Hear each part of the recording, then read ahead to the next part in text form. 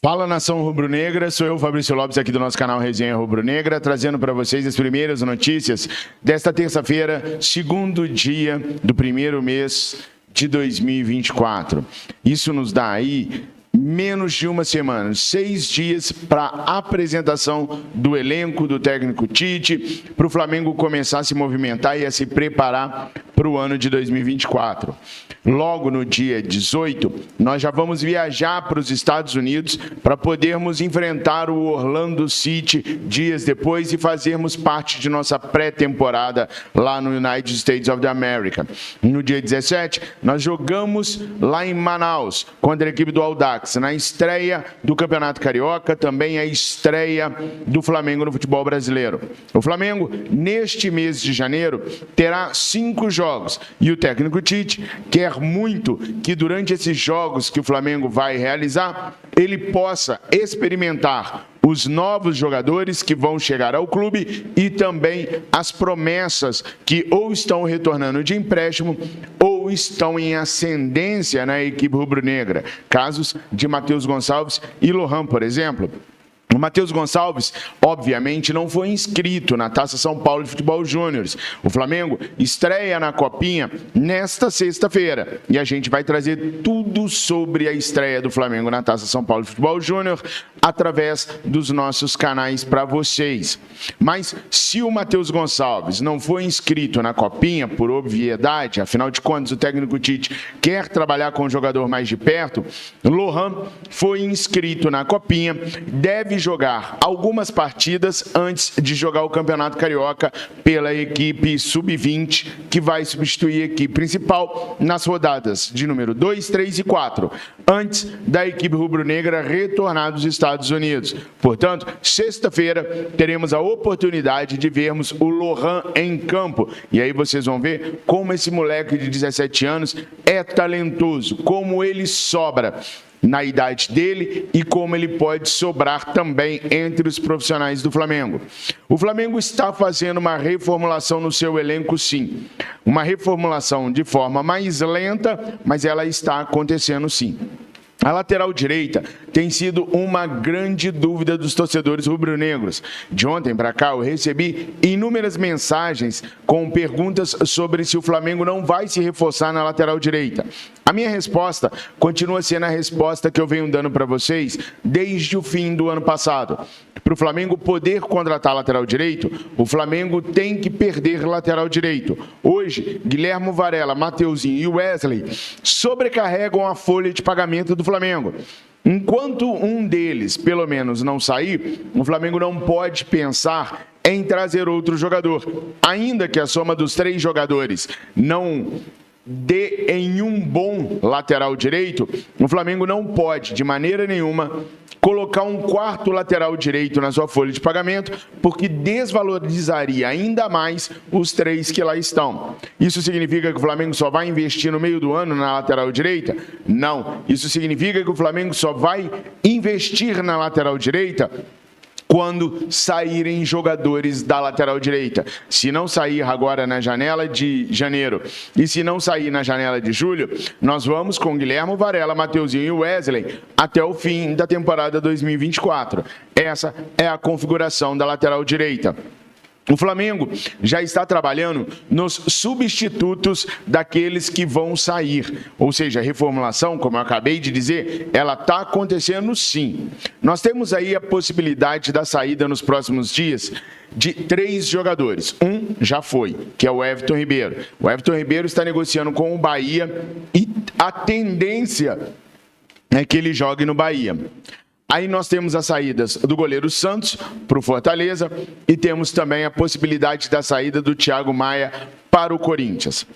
O Thiago Maia é um volante. Teoricamente, você pode pensar que o Igor Jesus vai ser o cara que naturalmente vai substituir o Thiago Maia. Mas não é assim que a diretoria rubro-negra pensa totalmente, não. Igor Jesus vai receber, sim, oportunidades durante o Campeonato Carioca, o Tite vai observá-lo melhor, mas o Flamengo foi até o Argentino Júnior para tentar buscar um jogador que interessa para substituir o Thiago Maia. A gente sabe que o Fausto Vera veio do Argentinos Júnior, está no Corinthians, mas há uma complicação muito grande numa possível contratação do Fausto Vera. Então, o Flamengo deixa o Fausto Vera de stand-by e vai ao seu antigo clube saber sobre outro jogador. Estou falando do Federico Redondo, filho do Redondo, que jogou no Real Madrid, seleção argentina, baita jogador. O Flamengo já tinha sondado o Federico Redondo em outra oportunidade, eu trouxe para vocês. O Flamengo voltou então ao Argentinos Júnior para confirmar os valores e se há o interesse do clube em negociar o Federico Redondo. E ouviu do clube o seguinte: sim, interessa negociar o moleque por 8 milhões de euros. Federico Redondo tem 20 anos e é um dos grandes destaques lá no futebol argentino. Além do que, é considerado como uma joia, um dos melhores da sua posição na sua idade. O Flamengo, então, começa a estreitar laços aí com a equipe do Argentinos Júnior numa tentativa de trazer o jogador para cá. Vale lembrar que ainda está tudo em fase embrionária. O Flamengo ainda vê com bons olhos a questão do Fausto Vera, mas o Federico Redondo é tratado como um plano B. Como há um imbróglio muito grande com valores que o Corinthians deve ao Argentinos Júnior pelo Fausto Vera, talvez a maneira que o Corinthians queira para negociar o atleta não seja a maneira que o Flamengo considere a ideal para poder contratar o jogador. E por isso, o Flamengo já avalia a contratação do Federico Redondo. Vocês conhecem o Federico Redondo? Eu vou trazer mais informações sobre ele ao longo do dia, mas coloca aí nos comentários a sua opinião sobre o Flamengo deixar de ir no Fausto Vera para ir nesse jovem talento que é o Federico Redondo. Hoje, a segunda opção do Flamengo, caso o Thiago Maia deixe a equipe rubro-negra rumo à equipe do Corinthians, tá? Para o lugar do Everton Ribeiro, o Flamengo sonda vários nomes no mercado, mas a dificuldade de conseguir os jogadores agora para a janela de janeiro faz com que o Flamengo seja empurrado ao Evander da MLS. É isso mesmo, pessoal. O Flamengo tinha como opções inúmeros outros jogadores das ligas europeias e até da Liga Árabe. Só que há uma grande dificuldade de conseguir trazer os atletas já para janeiro, que é a prioridade que o Tite pediu, para trazer os reforços agora para janeiro. A maioria deles ficaria mais fácil de trazer no meio do ano, graças ao nosso calendário ser bem diferente do calendário europeu. Os contratos vão se encerrando no meio do ano. Só que o Tite não quer jogador no meio do ano. O Tite quer jogador agora, para poder colocar no Flamengo, para poder entrosar com o Flamengo, para que a gente possa ter um time pronto desde o primeiro semestre. E não comece a montar um time a partir do segundo semestre, que aí muita coisa já pode ter ido para o beleléu. Então o Flamengo se aproxima mais da contratação do Evander.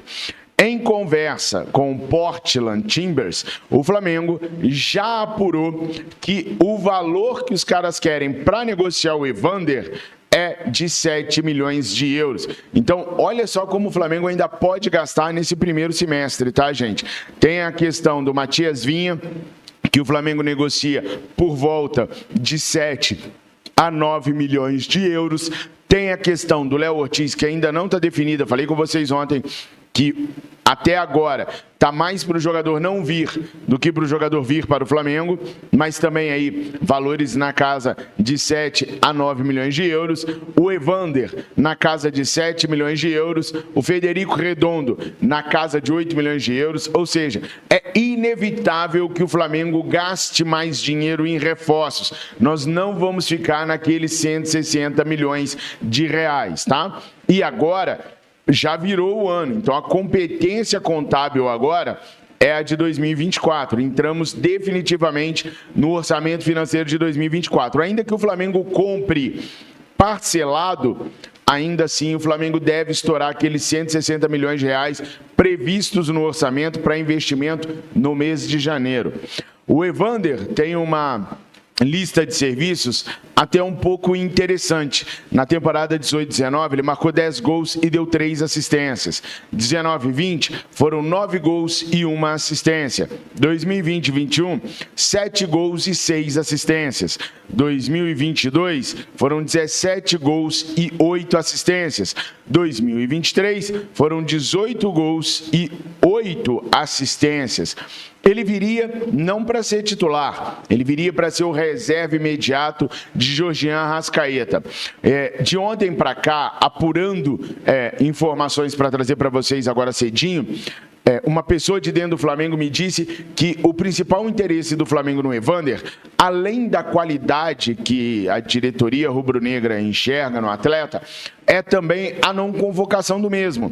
Nós vamos perder o Arrascaeta por pelo menos 4 jogos por conta da Copa América.